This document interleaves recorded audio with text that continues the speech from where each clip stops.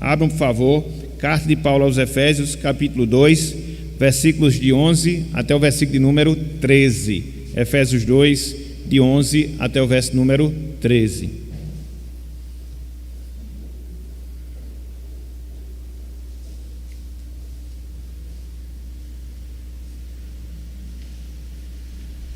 Diz o seguinte, meus irmãos e amigos, a palavra de Deus. Efésios 2, do 11 até o versículo número 13. Portanto, lembrai-vos de que, outrora, vós, gentios na carne, chamados incircuncisão por aqueles que se intitulam circuncisos na carne por mãos humanas. Naquele tempo, estáveis sem Cristo, separados da comunidade de Israel e estranhos às alianças da promessa, não tendo esperança e sem Deus no mundo. Mas agora, em Cristo Jesus, vós que antes estáveis longe, fostes aproximados pelo sangue de Cristo. Até aqui, até o versículo 13. Que o Senhor nos abençoe, que Ele aplique a sua santa palavra em nossos corações e que Ele nos auxilie nesse instante em que essa palavra há de ser ministrada para a glória do seu nome. Que o Senhor nos abençoe. Amém. Meus irmãos, minhas irmãs, meus amigos e minhas amigas, no último domingo, quando nós aqui estivemos, nós consideramos, de acordo com essa sequência que nós estamos observando, a grandiosa salvação que Deus nos dá, a grandiosa salvação que Deus Ele nos concede. E nós fizemos isso como? Através dos ensinamentos que nós encontramos em Efésios capítulo 2, versículos de 8 até o versículo de número 10. E dentro daquela oportunidade, nós consideramos três razões, nós consideramos três motivos pelos quais a gente chega facilmente à conclusão que, de fato, a salvação é uma obra grandiosa de Deus, é uma obra grandiosa do Senhor. Em primeiro lugar, porque a salvação, ela é fruto da graça de Deus, ela é fruto do favor imerecido do Senhor em relação a cada um de nós. Mas não só isso, nós vimos que a salvação, ela é uma obra grandiosa porque ela é efetivada em nossas vidas através da fé, que conforme nós vimos é um dom de Deus, que conforme nós vimos é um presente do Senhor para com cada um de nós.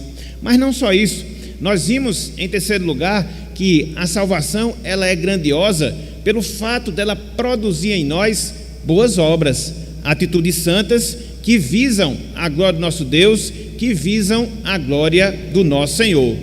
Na verdade, meus irmãos, na verdade, meus amigos, se nós fôssemos esmiuçar com mais detalhes, com mais precisão, a grandiosidade da nossa salvação, muito tempo nós precisaríamos, muito tempo nós careceríamos para poder esgotar esse assunto.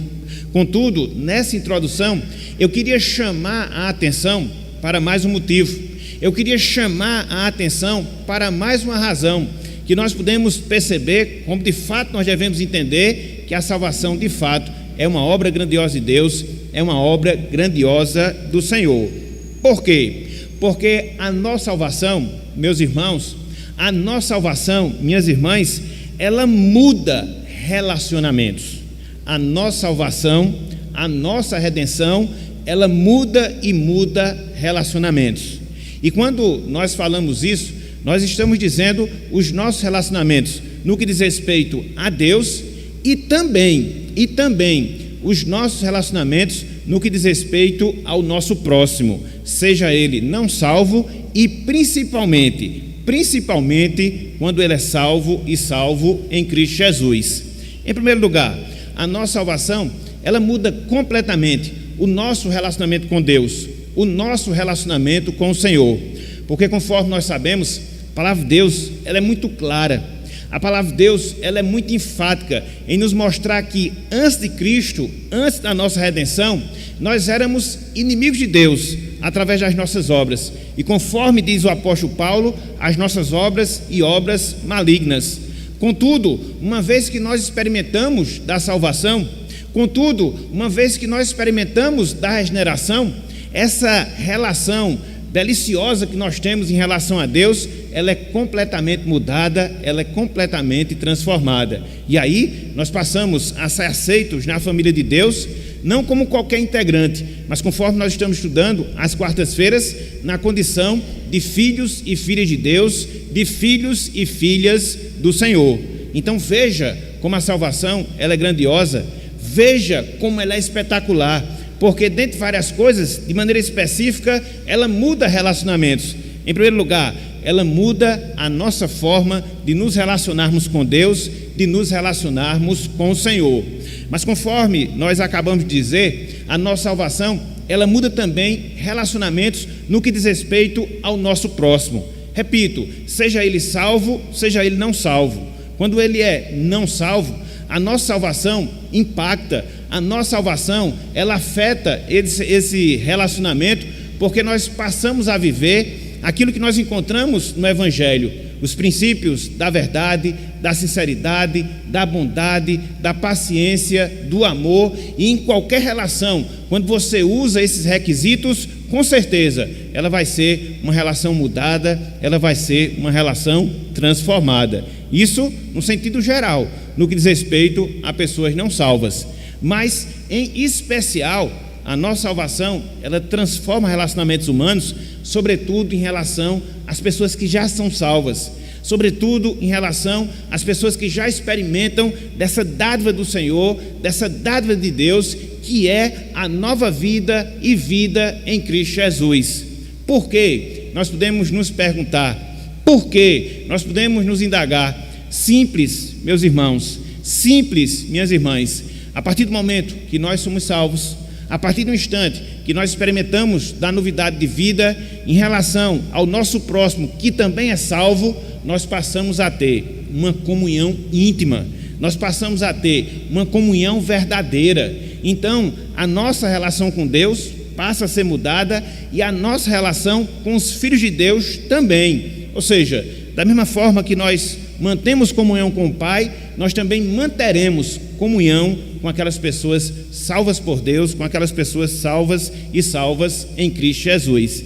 Então, perceba como é transformadora, perceba como há uma mudança completa na nossa vida, fruto da salvação. Seja, repito, no nosso relacionamento com Deus, seja, repito, no nosso relacionamento com o nosso próximo não salvo, mas em especial, no nosso relacionamento com o próximo, no que diz respeito a uma pessoa salva e salva em Cristo Jesus.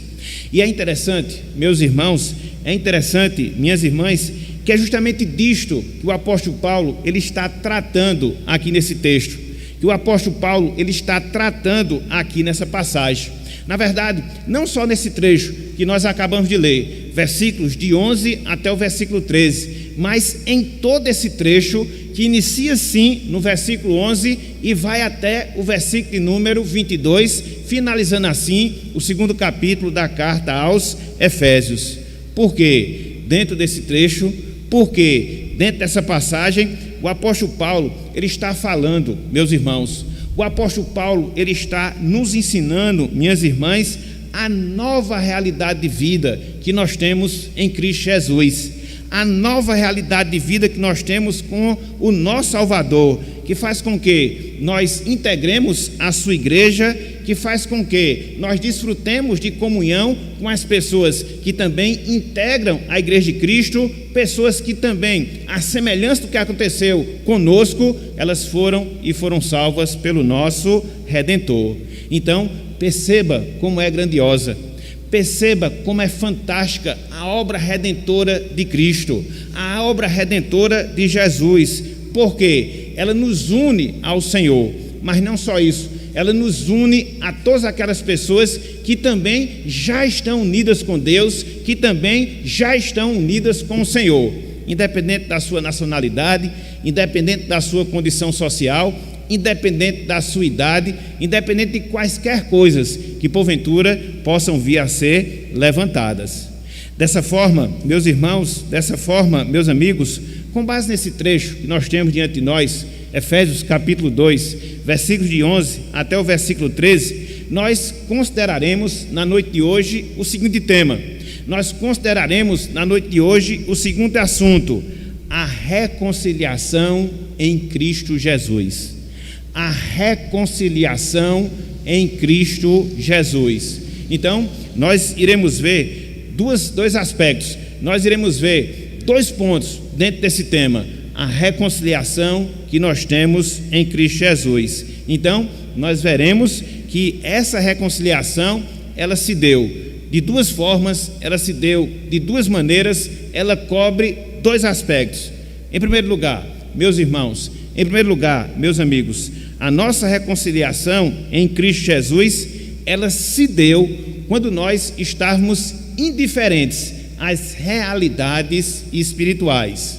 A nossa reconciliação em Cristo Jesus, ela se deu quando nós estávamos indiferentes às realidades espirituais. Eu queria lhes convidar para que vocês possam acompanhar a leitura dos versículos 11 e 12, onde nós estaremos baseando esse primeiro ponto, esse primeiro momento da nossa meditação. A nossa reconciliação, ela se deu quando nós estávamos indiferentes às realidades e realidades espirituais.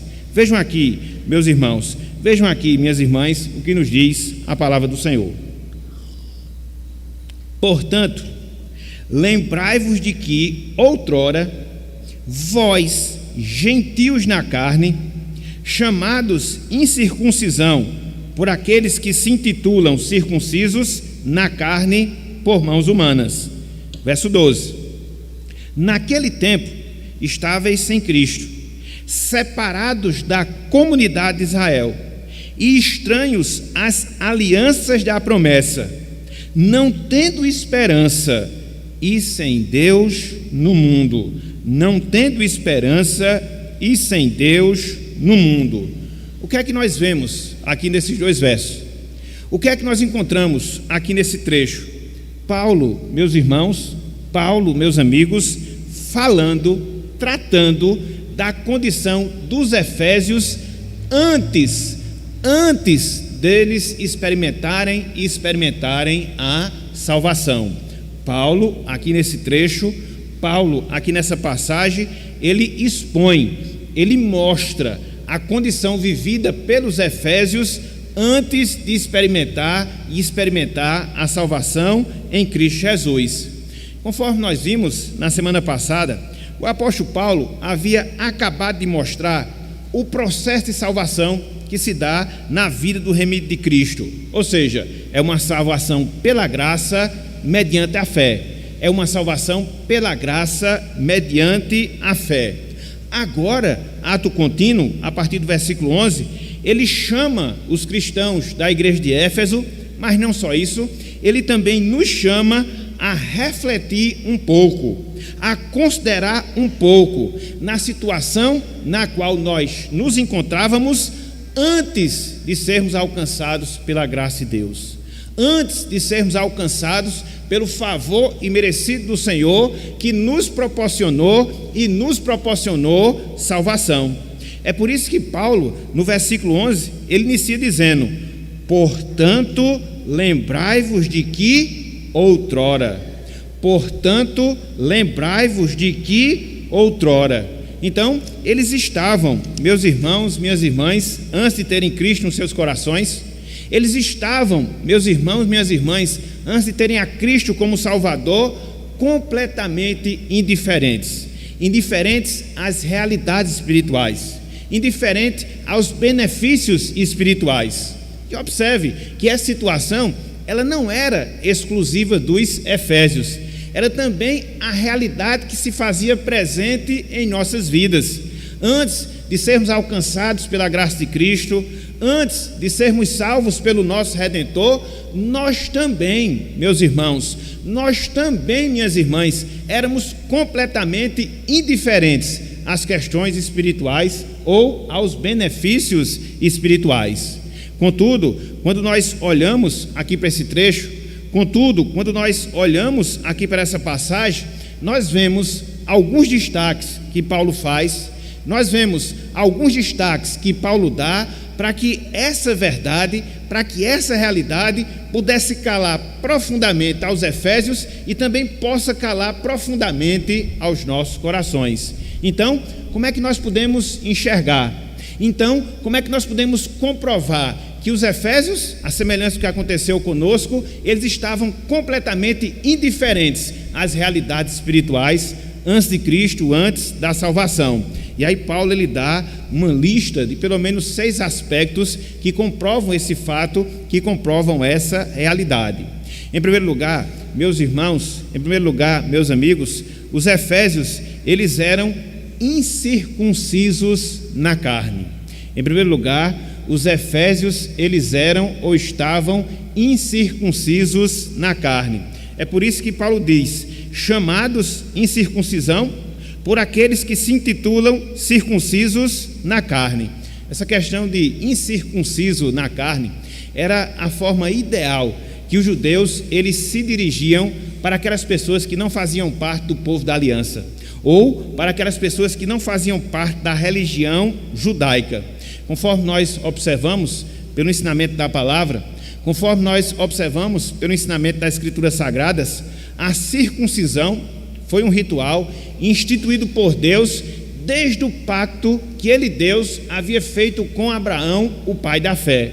E era um ritual que marcava a sua carne e que servia para distinguir todo e qualquer israelita e que servia para distinguir toda e qualquer pessoa que fazia parte da religião judaica no Antigo Testamento. Era marca ou selo da circuncisão. Era a comprovação visível que aquela pessoa fazia parte do povo da aliança, que aquela pessoa fazia parte do povo em pacto com Deus, em pacto com o Senhor. E por causa disso, infelizmente, muitas vezes os judeus, eles se vangloriavam desse fato, eles se vangloriavam dessa realidade. Nós temos a circuncisão da carne.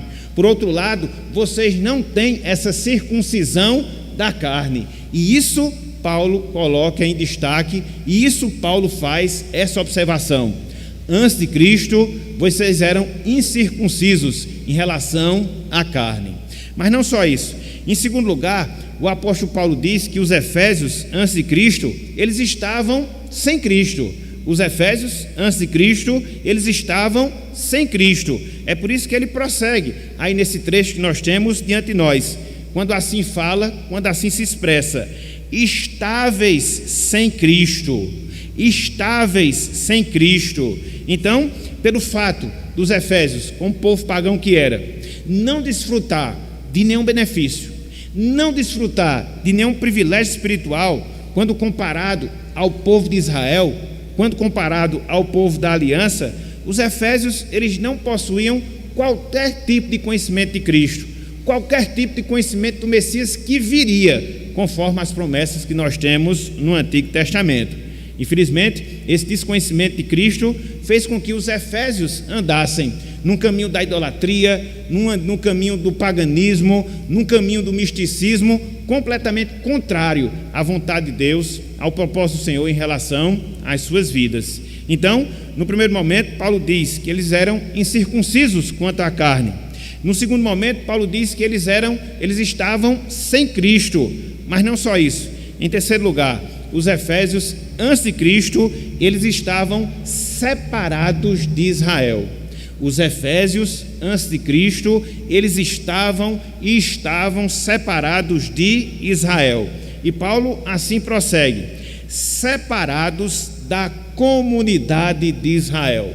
Separados da comunidade de Israel. Conforme nós sabemos, meus irmãos, minhas irmãs, Israel havia sido o povo escolhido de Deus no passado. Israel havia sido o povo da aliança no Antigo Testamento. Foi o povo, foi a nação que Deus concedeu vários e vários benefícios, que Deus concedeu vários e vários privilégios espirituais.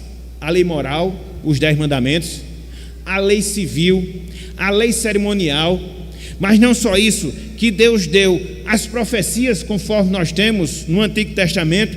Então, quando nós analisamos esse aspecto, nós percebemos esses privilégios, nós consideramos esses benefícios que Israel tinha em relação ao fato de eles serem povo de Deus, e isso fazia com que eles tivessem de maneira muito viva, de maneira muito acesa, a esperança do Messias, a esperança do Salvador. Isso não acontecia aos efésios, isso não acontecia às demais nações. Então, nesse sentido, os efésios, em terceiro lugar, eles estavam separados de Israel. Então, não percam aqui a sequência. Eles eram incircuncisos de coração, eles estavam sem Cristo e eles estavam separados da comunidade de Israel. Mas não só isso. Em quarto lugar, os efésios, eles estavam estranhos às alianças.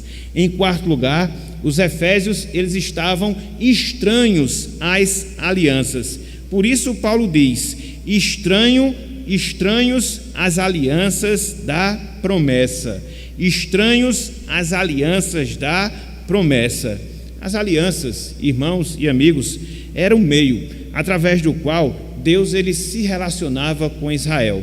E ao longo do Antigo Testamento, a gente vê várias alianças que Deus havia feito com o povo de Israel, a começar por Noé, passando por Abraão, chegando a Moisés, indo até Davi. Então, ao longo do seu relacionamento com o seu povo, Deus ele fez várias alianças através das quais ele prometia a sua presença e ele concedia bênçãos ao seu povo. Então, é por isso que a gente gosta de falar, é por isso que a gente gosta de dizer que o povo de Israel no Antigo Testamento era o povo da aliança, porque era o povo com o qual Deus se relacionava, era o povo com o qual Deus ele se envolvia, abençoava, dirigia, era o povo privilegiado em termos espirituais.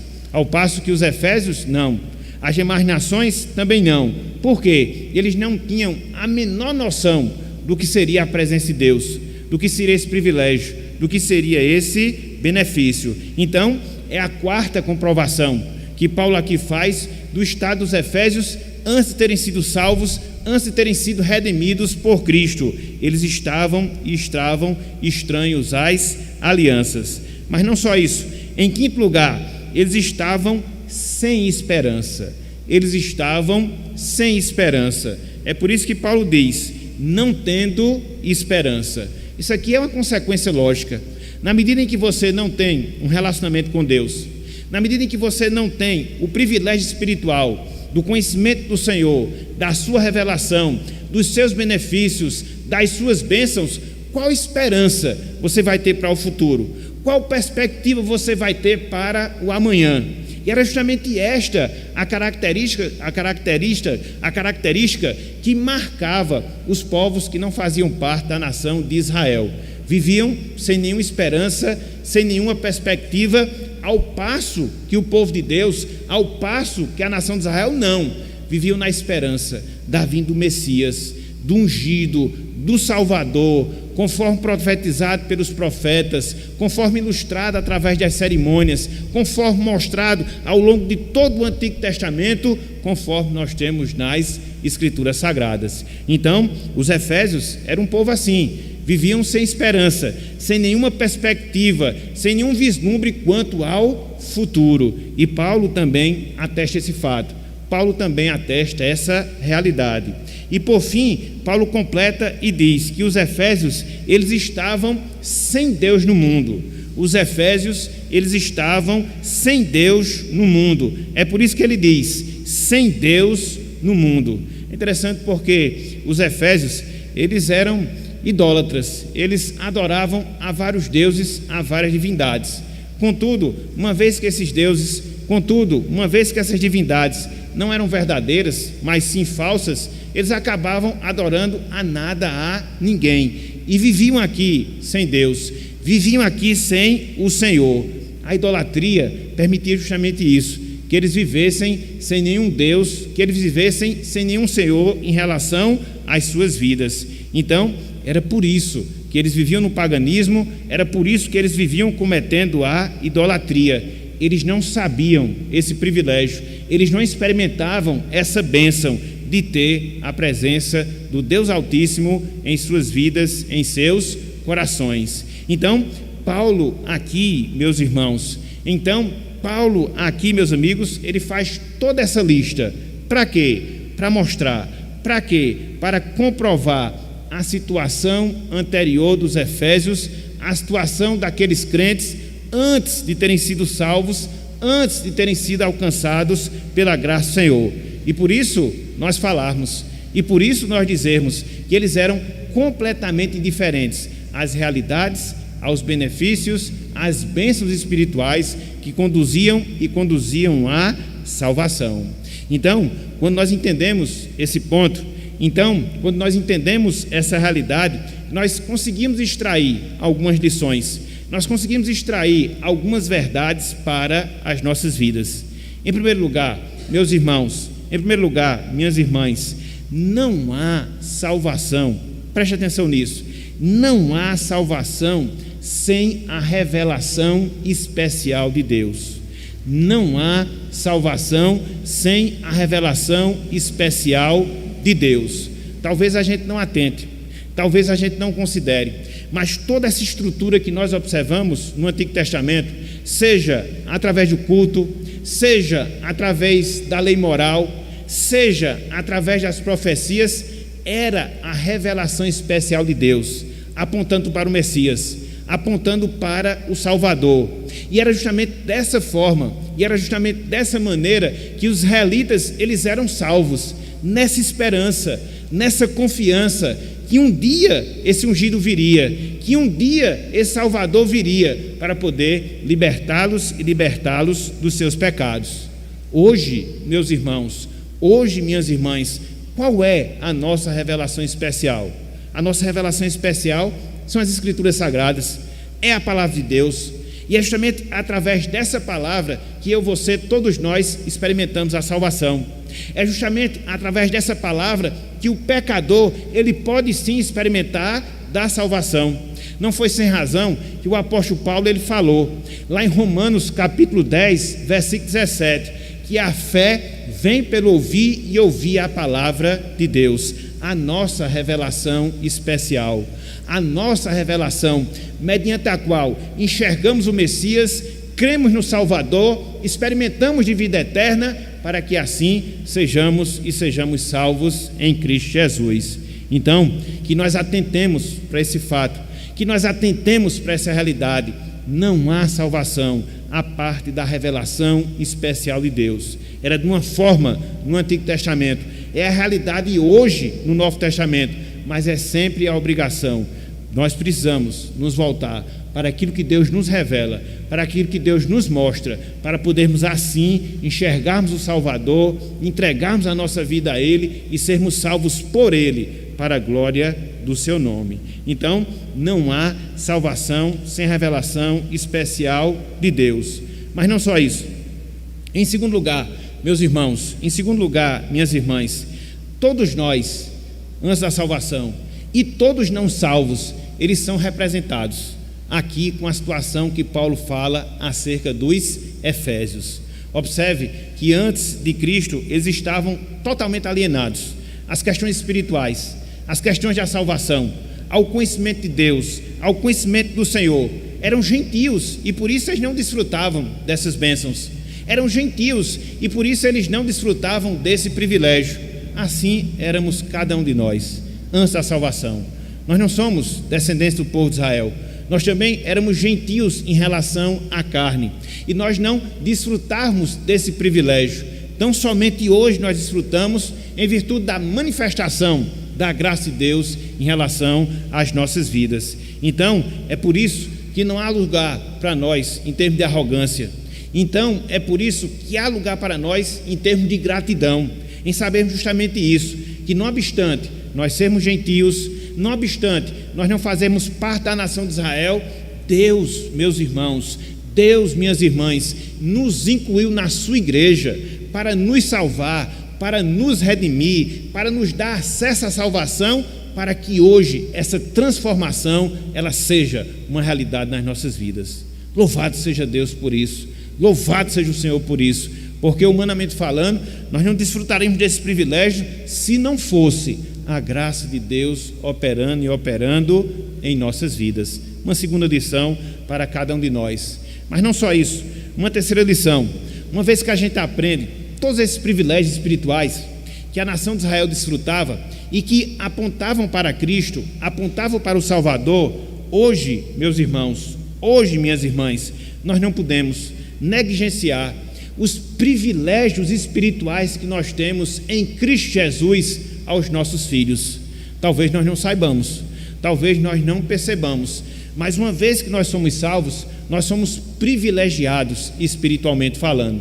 Temos acesso à palavra do Senhor, temos acesso ao culto corporativo, podemos nos dirigir a Deus através das nossas orações. Então, são benefícios espirituais que Deus nos concede para que nós possamos, através deles, apresentar Cristo aos nossos filhos, para que assim eles possam crer no Salvador, para que assim eles possam entregar a sua vida ao Mestre, e a semelhança que acontece conosco, também eles possam experimentar da salvação. Esse talvez foi o grande problema da nação de Israel.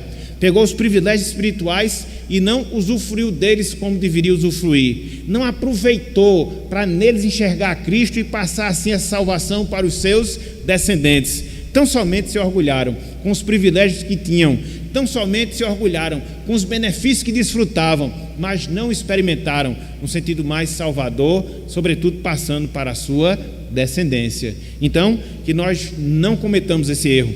Então, que nós não cometamos esse pecado. Se você é salvo em Cristo Jesus, seja um pai crente, uma mãe crente, ambos crentes, que você aproveite os benefícios espirituais que Deus lhe dá, a palavra, a oração, a participação na igreja. Para quê? Para inculcar, infundir, ensinar a salvação aos nossos filhos, porque de certa forma eles também estão debaixo da promessa, a promessa de salvação, não só a nós, mas aos nossos filhos e àqueles a quem Deus chamar. É isso que nós encontramos no livro de Atos dos Apóstolos. Então, uma terceira verdade que nós podemos aplicar aqui em relação às nossas vidas.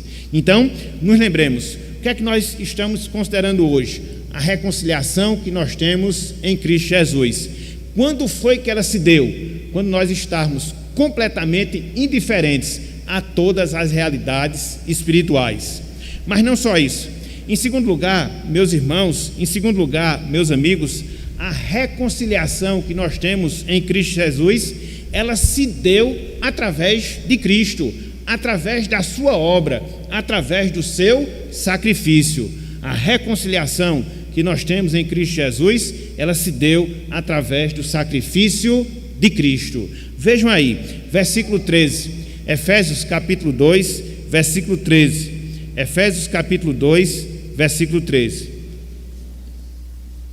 Diz o seguinte, a palavra do Senhor: mas agora, em Cristo Jesus, veja, vós que antes estáveis longe, fostes aproximados pelo sangue de Cristo. Fostes aproximados pelo sangue de Cristo. O que é que nós vemos aqui nesse verso? O que é que nós observamos aqui nessa passagem? Paulo mostrando a condição dos efésios depois de Cristo, depois da salvação que Cristo concedera e concedera a cada um deles. Observe que aqui no versículo 13, Paulo ele faz um contraste. Ele diz, agora em Cristo, com aquilo que eles viviam antes. Tanto é que ele fala, estáveis longe, outrora. Então, isso aponta para quê? Isso nos ensina o quê? A grande mudança, a grande transformação pela qual os efésios eles passaram, quando eles foram reconciliados com os judeus, formando assim um só corpo, formando assim o corpo de Cristo, que é a sua igreja. E é essa reconciliação, meus irmãos, é essa reconciliação, minhas irmãs, pela qual também todos nós passamos.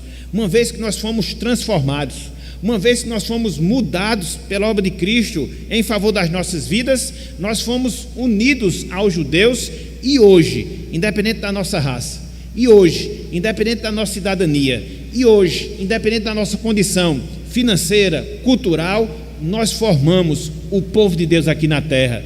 Nós formamos a Igreja de Cristo aqui neste mundo. E é interessante, porque quando nós observamos esse versículo número 13, a gente percebe alguns detalhes.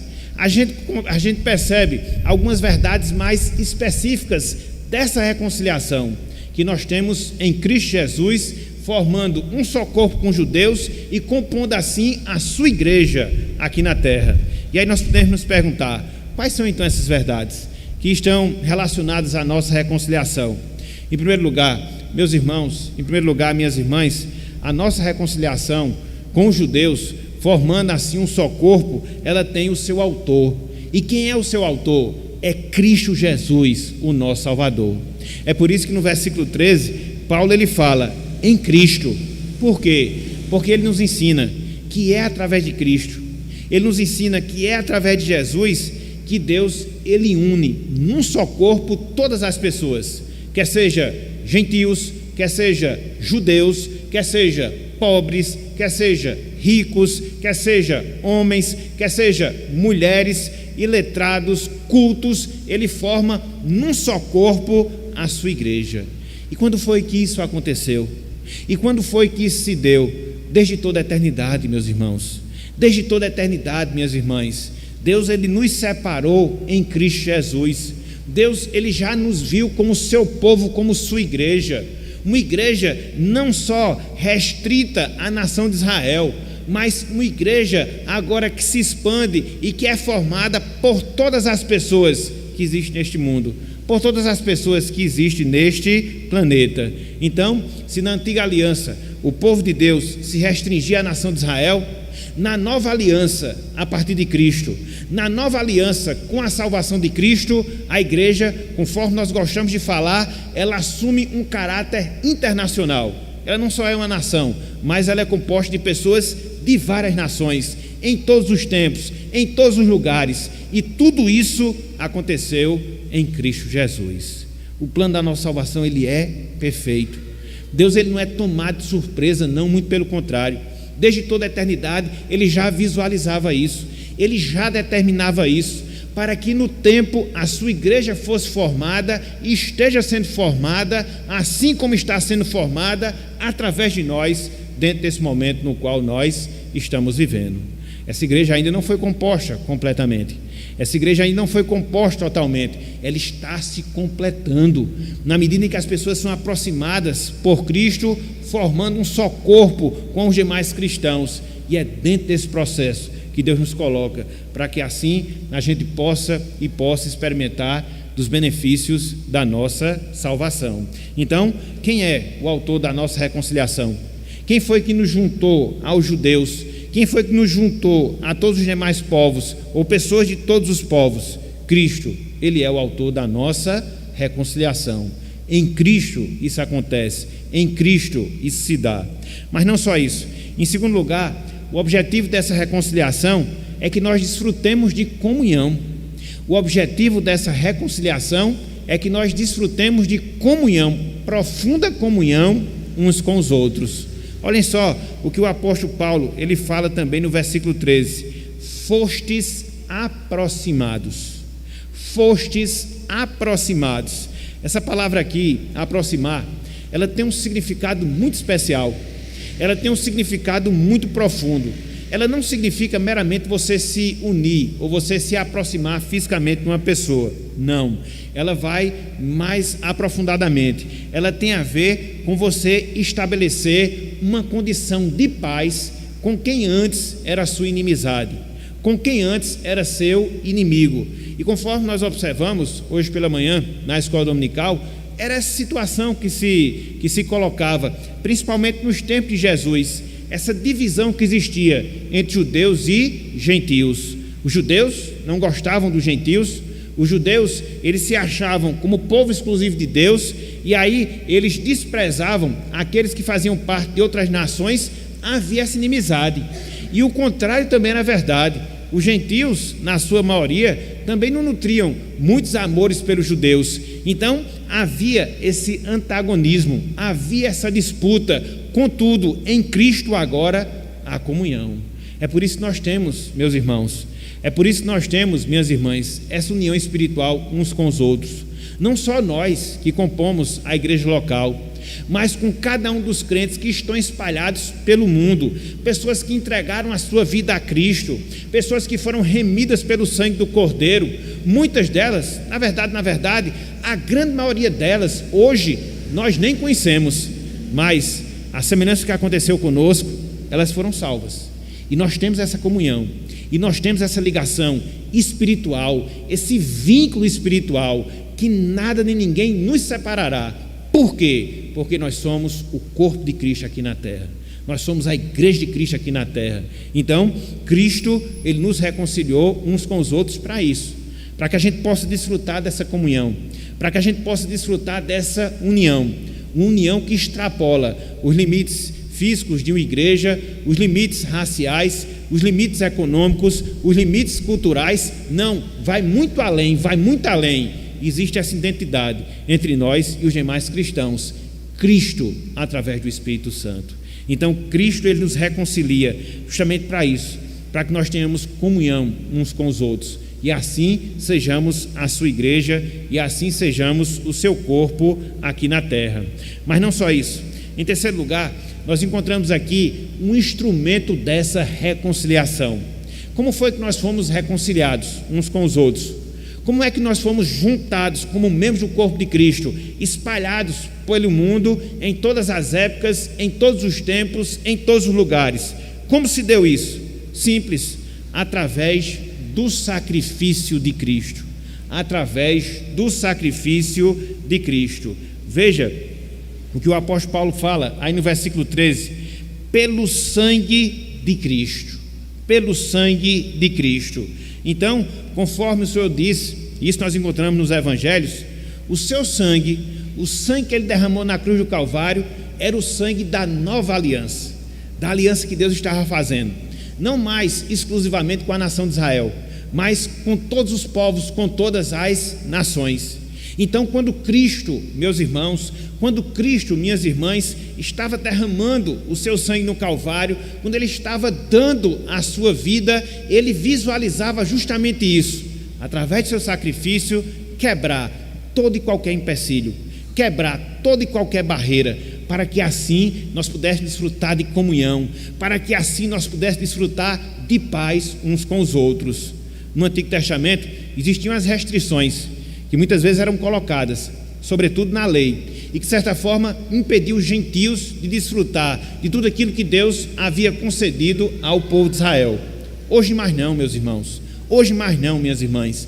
Essa barreira que nos separava foi quebrada, a lei que nos distanciava foi quebrada, e é por isso, pelo sangue de Cristo, que hoje nós temos comunhão uns com os outros. Foi como nós acabamos de cantar, o alto preço que foi pago por Jesus Cristo. Ele teve também esse objetivo, Ele teve também essa finalidade de nos unir em um só corpo e de criar agora o seu povo, a sua igreja, dentro desse caráter internacional, em todos os tempos, em todas as épocas. Veja como a obra de Cristo é perfeita, veja como a obra do nosso Salvador ela é perfeita, e o derramamento da sua vida, o derramamento do seu sangue nos possibilitou justamente isso, para que assim eu, você, todos nós possamos, meus irmãos, nós possamos, minhas irmãs, desfrutar dessa comunhão. Não existe mais restrição, não existe mais limite. Somos um só povo e um só povo em Cristo Jesus. Então, em segundo lugar, Paulo, ele mostra justamente isso, a reconciliação que nós temos em Cristo Jesus, se dá através da sua obra, se dá através do seu sacrifício. E isto, meus irmãos, e isto, minhas irmãs, traz pelo menos uma implicação para cada um de nós que já somos salvos. Que implicação? Que lição? Observe, meus irmãos, observe, minhas irmãs, como foi ampla a extensão da obra de Cristo. Observe como foi ampla a extensão da obra de Cristo. Ela não salvou apenas judeus. Ela não salvou somente aquelas pessoas da região da Palestina, naquele tempo específico no qual Cristo esteve aqui entre nós. Não, o sacrifício de Cristo foi muito mais extenso, foi muito mais abrangente. o seu sangue, a sua vida foi dada por pessoas de outros povos, de pessoas de outros tempos, para que assim hoje nós pudéssemos ter uma só igreja, a Igreja de Cristo no mundo. E é interessante, porque quando nós vemos, sobretudo o final da revelação de Deus, a gente percebe como isso vai se concretizar, a gente percebe como isso vai acontecer. Quando Cristo, na consumação de todas as coisas, quando Cristo, na consumação da nossa salvação, reunir todo o seu corpo, de todas as épocas, de todos os lugares, de todas as nações, para que assim adentremos a nossa salvação, experimentando assim todos os benefícios celestiais. Veja essa visão que João tem lá em Apocalipse. Abram aí, por favor, livro de Apocalipse, capítulo 5. A gente está perto de encerrar aqui a nossa meditação, por isso a gente vai ver um outro texto aqui da palavra. Apocalipse, capítulo 5, versículos 9 e também o versículo 10. Olha só a visão que João tem. Quando, na consumação de todas as coisas, cumprindo de maneira plena, final, acabada, todo esse processo de Cristo, a sua morte no Calvário, a quebra das separações que ele fez, para que assim fôssemos apenas um só corpo de Cristo. Veja, Apocalipse 5, versículo 9 e também o versículo 10. Diz o seguinte: e entoavam novo cântico, dizendo: digno és de tomar o livro e de abrir-lhe os selos. Veja, porque foste morto, sangue, conforme nós vimos lá o apóstolo Paulo falando, e com teu sangue compraste para Deus os que procedem de toda tribo, língua, povo e nação. Uma só igreja, a partir do sacrifício de Cristo. Uma só igreja, a partir do sangue de Cristo, quebrando qualquer barreira, quebrando qualquer separação, quebrando qualquer divisão. Somos um só em Cristo Jesus. E ele completa no versículo 10: e para o nosso Deus os constituíste reino e sacerdotes, e reinarão sobre a terra. Esse é o nosso destino, meus irmãos. Esse é o nosso fim, minhas irmãs. É por isso que hoje nós temos esperança. É por isso que hoje a gente pode vislumbrar com esperança o nosso futuro. Por mais que a gente viva, como de fato a gente vive, dificuldades, problemas, contrariedades neste mundo ao longo da nossa jornada cristã, mas a gente sabe, no fundo do coração, a gente tem certeza, plena convicção de que um dia a obra redentora há de ser consumada nas nossas vidas. De um dia nós nos unirmos com todas as pessoas, de todas as épocas, de todos os lugares, que vão ter algo em comum, razão pela qual estarão unidas perante Deus. E o que é esse algo em comum? Elas foram remidas pelo sangue do Cordeiro. Então, isso é que nos espera, essa é a eternidade que nos aguarda. E aí não vai haver qualquer tipo de divisão. Hoje a gente tem várias separações, várias divisões, conforme nós falamos, às vezes de ordem de idade, de ordem financeira, de ordem de intelectualidade, de ordem de nacionalidade, mas tudo isso vai se extinguir, tudo isso vai se acabar quando da consumação de todas as coisas. E preste atenção numa coisa: foi para isso que Cristo nos salvou. Quando ele se entregou no Calvário, ele viu uma igreja composta dessas pessoas, uma igreja composta desses crentes, lavadas, remidas no seu sangue, para todos sempre estarem na sua presença. Louvado seja o nome do Senhor, louvado seja o nome do Senhor, porque nós estamos dentro desse plano, e como eu gosto sempre de falar, cada dia que se passa é um a menos, para que esse plano ele venha a ser concretizado na nossa vida. Está chegando, cada dia se aproxima mais desse grande encontro que nós vamos ter com todos os salvos, para todos sempre estarmos na presença do nosso Senhor, do nosso Salvador, Jesus Cristo. Meus irmãos, minhas irmãs, meus amigos, minhas amigas, alguém já disse que a carta de Paulo aos Efésios é a coroa de todas as cartas do apóstolo Paulo. Alguém já disse que a carta de Paulo aos Efésios é a coroa de todas as cartas que o apóstolo Paulo ele escreveu. E essa mesma pessoa disse que o capítulo 2 é a joia mais preciosa dessa coroa. O capítulo 2 de Efésios é a joia mais preciosa dessa coroa. Por quê? Porque aqui no capítulo 2 a gente vê a grandiosa salvação de Deus em Cristo Jesus, não só nos atingindo, não só nos transformando, mas a gente vê a grandiosa salvação de Cristo Jesus comprando todo um povo para Ele, para Cristo Jesus, quer dentre judeus, quer dentre os gentios, para que assim nós possamos ser o corpo uniforme do nosso Salvador, a sua igreja, os seus remidos. E é esse o plano que Deus arquitetou desde toda a eternidade. Ele nos salvou individualmente, mas dentro da sua visão havia essa salvação conjunta, para que assim nós formássemos a sua igreja, o seu corpo aqui na terra. E por que isso aconteceu? Em primeiro lugar, porque nós gentios, nós estávamos completamente indiferentes às realidades espirituais e por isso estávamos distantes da salvação. Contudo, Cristo, Ele interveio, Ele veio entre nós, se encarnou, morreu no Calvário e através do seu sangue, Ele nos une agora como povo seu e quebra todas as barreiras, para que assim sejamos a sua igreja aqui na terra. Louvado seja o Senhor, louvado seja Cristo por esse grande benefício em relação às nossas vidas. E para finalizar, meus amigos, minhas amigas, nós queríamos nos dirigir a cada um de vocês que ainda não experimentam dessa reconciliação, que ainda não são integrantes do corpo de Cristo, esse corpo universal, esse corpo espiritual. Diante de tudo isso que vocês ouviram, diante de tudo isso que vocês escutaram, fica uma lição, fica um compromisso para cada um de vocês. Que lição, que compromisso? Clame, meu amigo, clame, meus amigos, clame, minhas amigas, para que o Espírito Santo inclua vocês nesse corpo de Cristo.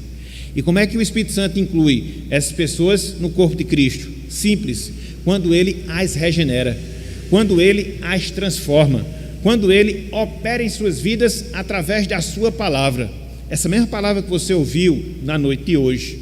Portanto, peça a Deus, portanto, clama ao Senhor, para que Ele fale profundamente ao seu coração, para que Ele possa, mediante essa palavra, lhe desvendar Cristo na sua vida, e que você possa se conscientizar daquilo que Cristo fez na cruz do Calvário como suficiente na sua vida, para que você possa experimentar a salvação do Senhor. Afinal de contas, não há pecado, não há transgressão, não há qualquer tipo de ação contrária à palavra do Senhor que porventura nós tenhamos cometido ou estejamos cometendo que não possa ser perdoado pelo sangue do Cordeiro. Então, se volte para Ele, se volte para esse Salvador, se volte para Ele, entregue a sua vida a Ele, clame para que Ele possa lhe lavar, lhe purificar com o seu sangue, e assim você possa ser introduzido, assim você possa adentrar a esse corpo de Cristo, a sua igreja aqui na terra, para que você possa experimentar da sua presença aqui na sua caminhada terrena, mas acima de tudo, para que você possa ter certeza no seu coração que na eternidade é com esse Cristo que você há de habitar para todo sempre. Então, meus amigos, minhas amigas, que Deus lhes abençoe e que Ele possa tocar no seu coração, para que assim você possa agir, para que assim você possa proceder, e que Deus nos abençoe também, meus irmãos, que Deus nos abençoe também, minhas irmãs, para que a gente possa ser grato a Ele por esse grande benefício. Hoje, eu, você, todos nós fazemos parte do corpo de Cristo aqui na terra. Então, que Ele, Deus, nos abençoe e que Ele, Deus, aplique a sua santa palavra em nossos corações. Amém.